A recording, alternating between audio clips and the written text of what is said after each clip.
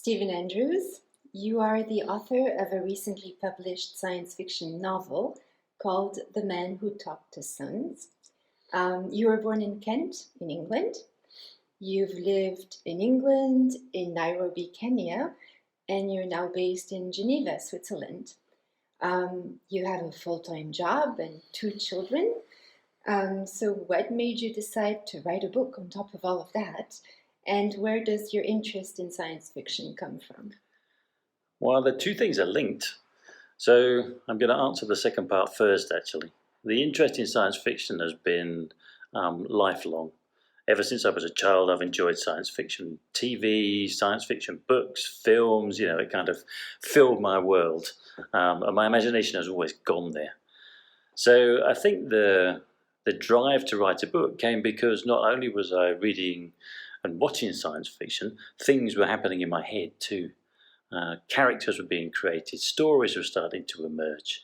Somebody once said I've got a rich inner world. Make of that what you will, but I think it's true actually. So all that stimulus, all that science fiction lodged in my head, and over time it became a story with characters and events, and the kind of desire to communicate the story became stronger and stronger. So yeah, it's been a lifetime's passion, and finally it decided to come out in the form of a book. When I read your book, the thing that struck me the most was how descriptive it is, and how vividly you depict this surreal and beautiful world you created. In my mind, the story was unfolding in the form of images rather than words. Yeah. And as a reader, it was a highly visual experience. Does that reflect your writing process? Did the images also come to you before the words? Yeah, definitely. Which made the writing fun. I was kind of watching this film unfold in my head. So the writing process was always tapping into the visual imagery and all the other things as well, the sounds, the sights, the smells, everything was very, very real. So I would tap into that and then try and put it onto the page, which sometimes was a kind of frustrating experience because I could imagine things much faster than my kind of, not very good typing would allow me to get down on the page. But yeah, it was absolutely a visual journey. Just remembering the process now, I can see scenes and things in my head unfolding. So yeah, it's kind of good to hear that actually, because that's part of what I want the reader to experience, almost like they're watching a movie. And did you have the storyline already all planned out before you started writing the book, or did it unfold as you went along?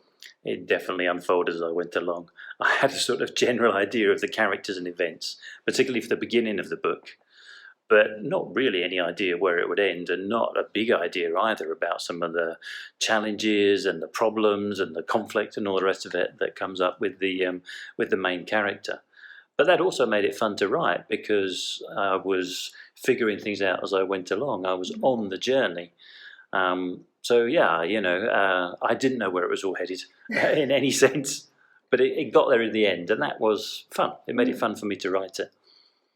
Well, I must admit I'm not usually a science fiction reader, but I was completely drawn into that world, that imaginary world that you created. It has a dreamlike quality, and it's filled with bizarre and beautiful creatures and really unique concepts.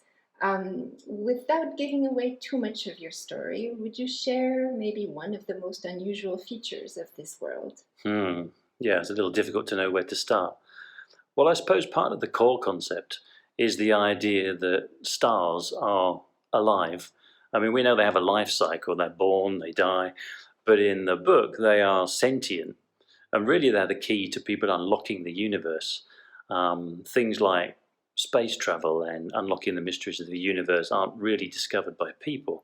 They're discovered through our interaction with the stars, because the stars kind of exist on the kind of galactic scale that we don't.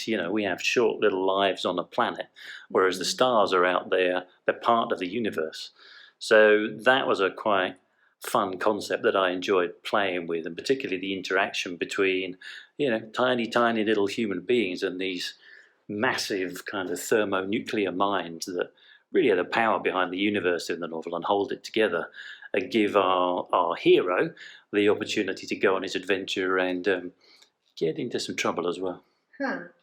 Well, I have maybe another little intriguing concept. I don't want to give away too much from your book, either. But one of the things that intrigued me was this concept that there's a race in your book that uses love and beauty as a weapon. Where did that idea come from? That's a good question. I suppose it originated from trying to figure out almost what would the ultimate weapon be. And, people and other races in my universe quite sensibly don't stick around when people are wielding weapons. You run from them. But love is something entirely different. Love is something you're drawn towards. So I started to think that if you used love as a weapon, that would be almost the ultimate weapon, because it's something you don't want to fight. And the race that you're talking about, as you know, because you've read the novel, that's exactly how they use it. They draw you in. Everything about themselves and their world is beautiful and wonderful, and you get sucked in to the point where you have no willpower left. So it emerged from thinking about what would the ultimate weapon be. I guess you can't fight love, huh? Why even try? So your main protagonist, he's a rather solitary man. He's entirely dedicated to his mission and driven by strong ethical principles. You don't give us his name until well into the story, which really increases the sense of mystery around his persona. Yeah. Was that an intentional choice? Yes, it was. So partly for the reason that you've just explained, it was to kind of increase the sense of mystery. But also it was because I really wanted the reader to immerse themselves in the character, almost to be the character. And so not naming him, hopefully, gave them a bit more of a chance to do that. Because, as soon as you put a name on something, it has an identity of its own. So I wanted to keep the name out of the way until a point in the story where that becomes important to understand exactly who he is. But yeah, I suppose, you said earlier about the kind of visual experience. So I wanted the reader to have a bit of that, to kind of be in the book, really immersed in it. Yeah. But is he inspired by a real person? And if so, by whom? I suppose he's inspired a bit by me because, this is my first book, and I really have myself to draw on. But he's not exactly me. He might be a sort of better version of me, I suppose. Maybe the me I would like to be. I'm a bit hesitant to say that because he's not me. He's a different kind of character with different motivations. But I suppose the inspiration it was internal. There's not a sort of, another individual out there who I was modelling him on. In your book, there's plenty of action and adventure. But I feel that the story is also about the hero's moral journey, or even maybe spiritual journey. His original mission is essentially rooted in ego. It's about rescuing his own people and about reclaiming his very special role as an elite pilot. But his journey really leads him to transcend that ego, and his mission really ultimately becomes a mission for peace. Was this aspect of your story informed by your own personal experience, or perhaps by your professional experience in the field of international development? Yeah, I drew on all those things. I think I have a strong sense of social justice, which probably comes through in the book. But more than that, there's something about personal development which I think is really important, probably, maybe without being too grand about it, almost the next step of human evolution. When you look around the world and you see the kind of problems that we face, many of those problems come because people, as you said, they are prompted by their own ego. They get super angry about things, or they start to construct reasons to not like other people or groups. So I wanted to get some aspect of this kind of personal spiritual journey into the book, because for me that's really where the future lies for humanity and how we're going to fix our problems. It's not so much through politicians or economics or all the rest of it. It's about being the change we want to see and starting with change from the inside. So yeah, there's a big theme there that was kind of tapping into something that I feel is important. Are you already working on your next book? And can you say a few words about that? Sure, yes. So number 2 is being worked on now. It's called The World Runners. I'm going through the similar process to the first one with all the, kind of trials and good things that brings. And it's a science fiction book, but it's not a sequel or a prequel to the Man Who Talked to Sons. It's set in a similar kind of universe, but maybe another corner of that universe. So it's not a sequel, but is there anything that you learned from writing The Man Who Talked to Sons that will guide you in this next endeavor? Yeah, there are a couple of things that I think I'll stick to. So I think I already mentioned, going on the adventure with myself. That kind of worked as a process.